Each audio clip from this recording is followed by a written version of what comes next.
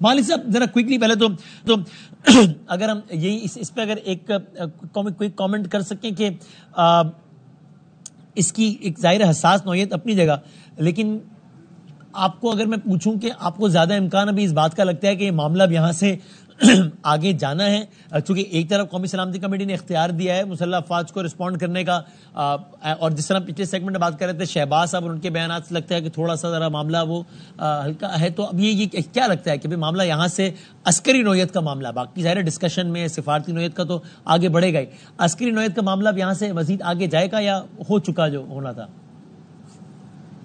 دیکھیں مجھے تو تھوڑا سا کنفیوز میسیجنگ لگ رہی ہے. پرائم منسٹر نے ایک بات کی، پھر اس سے ہارڈ لائن لی بلاول بھٹو صاحب نے، ٹھیک ہے وہ منصب اور ہے، لیکن رانا ثناءاللہ صاحب کا بیان چلا جہاں سے یہ تاثر مل رہا ہے کہ شاید ہماری کارروائی ختم ہو گئی ہے and what is done is done. پھر خواجہ آصف صاحب ڈیفینس منسٹر صاحب نے انٹرویو دیا، ابھی ان کا ایک بیان چل رہا تھا جس میں انہوں نے کہا کہ یہ نیوکلیئر وار پہ بھی جا سکتی ہے بات اور خطرہ ٹلا نہیں ہے.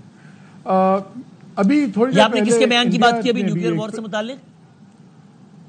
ڈیفینس منسٹر خواجہ آصف صاحب. رائٹ ٹھیک ہے نا. اب یہ بہت ایک دوسری ایکسٹریم کا بیان ہے. ابھی آپٹکس ان چیزوں میں بڑا میٹر کرتے ہیں.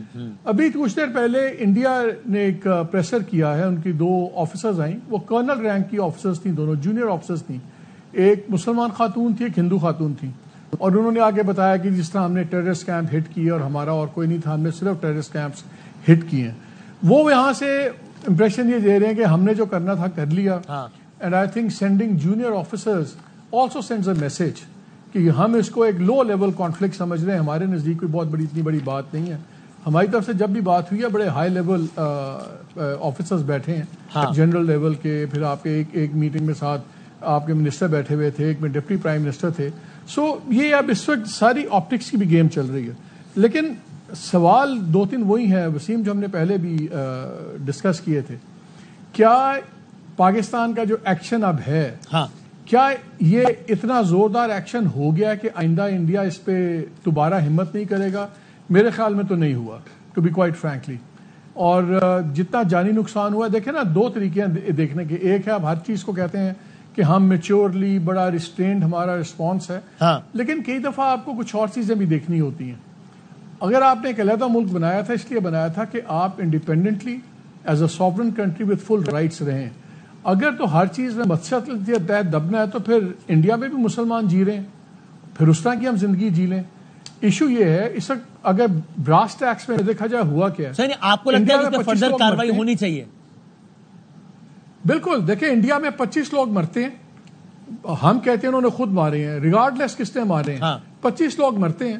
وہ آ کے آپ کے مین لینڈ پہ بھی اٹیک کر دیتے ہیں، آپ کے آزاد کشمیر پہ بھی اٹیک کر دیتے ہیں، ہمارے 26-27 لوگ شہید کر دیتے ہیں، درجنوں زخمی کر دیتے ہیں، ساری سٹرائکس کرتے ہیں.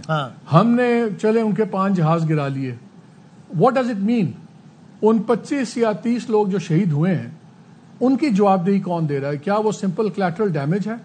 کیا وہ اس لیے ہم کیجول اپروچ لے رہے ہیں کہ بالکل عام آدمی فیسلیس لوگ مارے گئے ہیں؟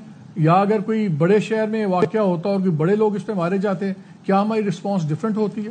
اگر ہم اپنے نیشنل سٹیزنز کی جانوں کو عزت یا قیمت نہیں دیں گے تو باہر والا کیوں دے گا؟ ٹھیک ہے. میرا تو خیال یہ ہے کہ اب ہم جو بات کر رہے ہیں رسپانسبل رسپانس، یا میں یہ نہیں کہتا کہ وار مانگرنگ کریں، لیکن میرا نہیں خیال کہ جواب اتنا بفٹنگ ہے کہ آئندہ انڈیا نہ کرے.